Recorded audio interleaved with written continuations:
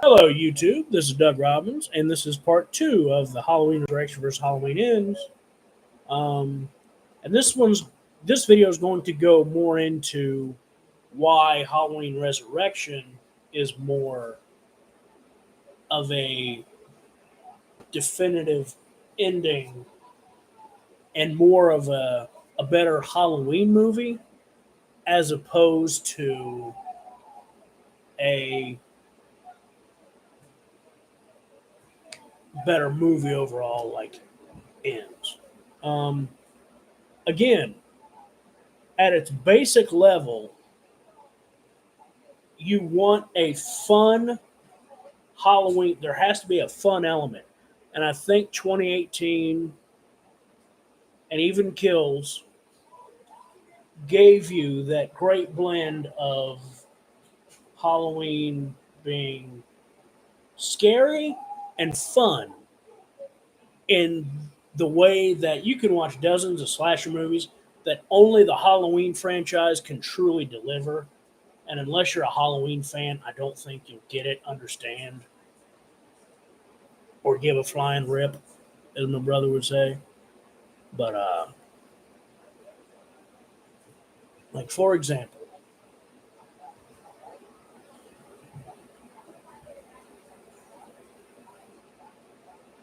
uh, you start off in the asylum. Right away, Michael Myers kills his sister, and to me, that's like, bro, that is so unapologetic, and that's just Michael Myers being Michael Myers. Like, and when he looks down at it, what's he do? He looks down for a minute, goes up, climbs back up climbs up the building, and it's over for him. I mean, Michael has killed Lori, and he's going to keep killing until someone finds a way to stop him. And it's basic, it's simple, but you can't kill the boogeyman. And he pops up at the end on a autopsy table, uh, scares the girl. I'm trying to remember, but yeah, the coroner. Uh, you know what I mean? Like scaring the crap out of her.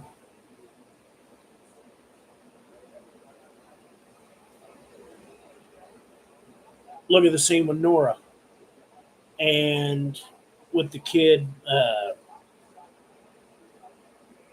The angles, the hazy look of that scene, the slow, drawn out, angle and suspense of like him lifting up the, oh, what are they called?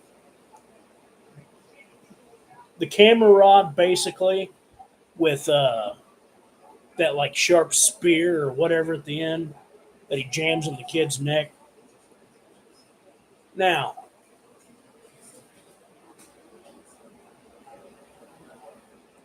Michael's doing his thing. Um, Again, what it get right? Again, Michael's cold. Michael's evil. He's a legend. He's mythic. Um,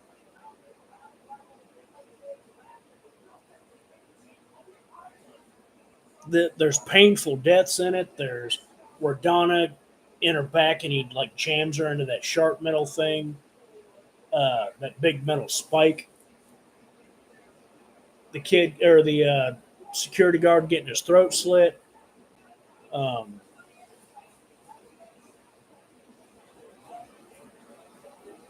Now, weaknesses that I think you guys let cloud your mind way too much watching this. You don't like, I think, the meta angles, the kids commenting like, "Oh, that looks fake." You know what I mean? Like, you don't like that shit, which is fine, but you also are concentrating on the wrong parts of Resurrection and you take certain parts of it way too seriously. Like, I don't know. You let the comedy affect you too much in the wrong way. Like in 2018, when Julian was being like funny,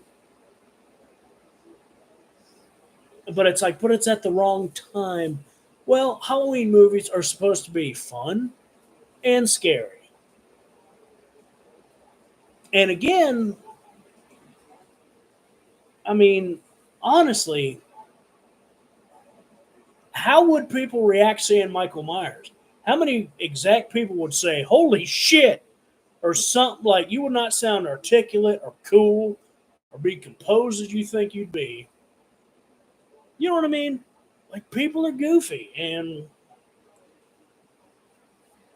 but we're talking about resurrection, and again with Freddie Harris, they're like, well, he trash talked Michael, and then Michael walks away, and then Michael, gets or beat up with karate.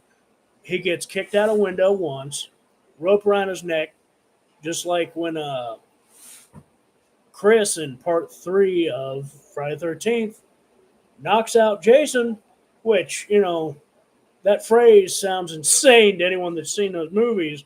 That Chris McNeil, fuck me in the ass. Chris Higgins, duh, can knock out Jason Voorhees. But, and then when he starts to come through, he's like, well, what the fuck? And then, bam, drops him, and he's like shaking like a leaf on a tree. One scene, Michael's hanging, Michael's gone. And he comes at him, and every time, you know, the kick, hitting him with a shovel. Again, when you see power versus power in close range, Michael with one hand grabs the shovel and launches him like, Incredible Hulk throwing Loki or some shit. You know what I mean? Like, relax. Just do it. No, I'm just kidding. But, like Robin Williams said, sit the fuck down. You know what I mean? Like, you'll be all right.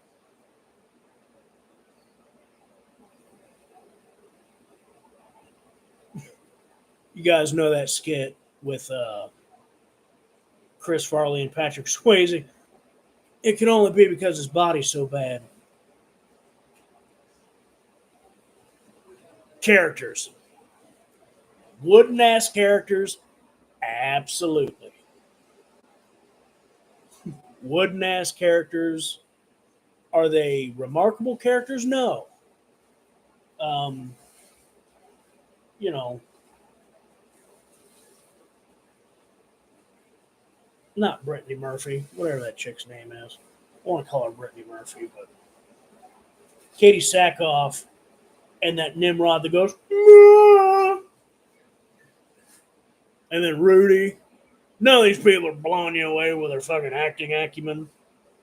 But yeah, it's wooden. The characters are not ones you can root for or get behind necessarily. And again, it probably even shows the evolution of I want Michael. Especially back then, I want Michael, and most of these people are just cannon fodder anyway. Because I watch these, I want to turn off my emotions. I don't want to just watch Michael do his thing. And since Loomis was gone, and I didn't have that anymore to like root for and be like, Loomis is this greater good that's standing up to this thing that will outlive him and did outlive him. But as long as Loomis was around, he was going to fight some bitch. Um, and he was much older. I mean, much older, folks. I mean, Donald Pleasance was 59 years old in 1978. And storyline wise, if he's 21, I mean, do the fucking math. He had a hell of a start on the Boogeyman.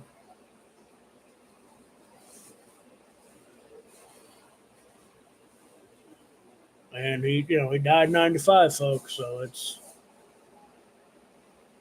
not really that long, but what a performance Loomis gave.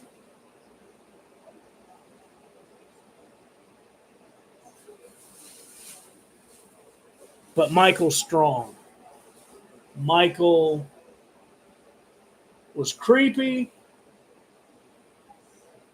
Michael was a badass because he's still, like Rudy thought he was going to get hard. And he's like, "You stab me." And he's like doing that.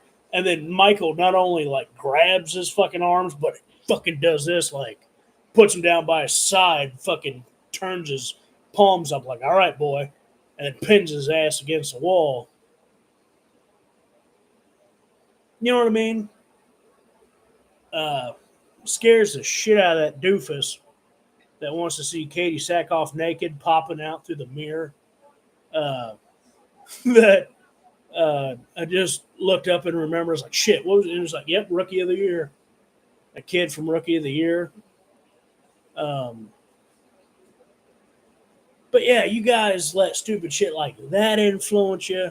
You let the fact, like, I will grant you, the Luck of the Irish Kid and the kid that looked like the male version of a chick I went to high school with, like, yeah, if you look at those fuckers and you think of resurrection like that, but if you look at the good shit, like I just told you, uh, like certain angles and cinematic shots, like shit of him in the asylum walking down the hallway with the Halloween music playing.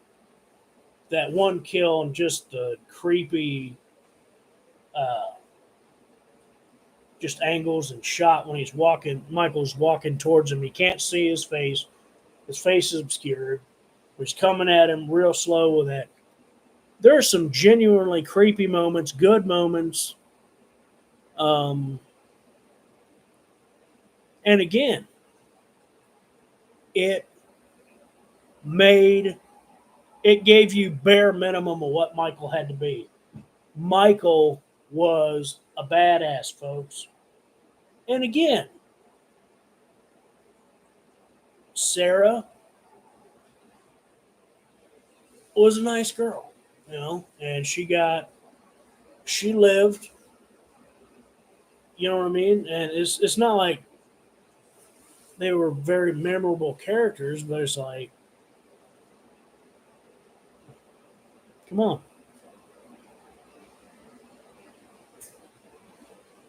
You know what I mean? Like it's I don't know what you're expecting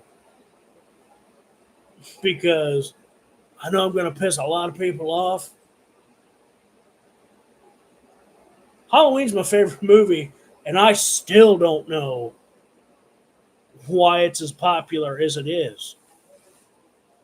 Um, you know what I mean? Because if I have to choose between Nightmare on Elm Street, Halloween, and Child's Play, all the originals, who's the most sympathetic? I'd go with Karen and Andy in a fucking nanosecond. Unequivocally. I mean, let's be real. Halloween has the mask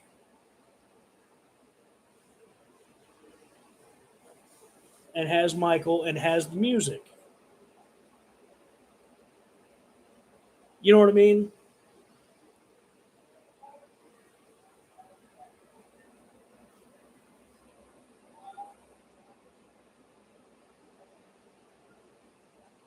Thanks for listening and have yourselves a great night.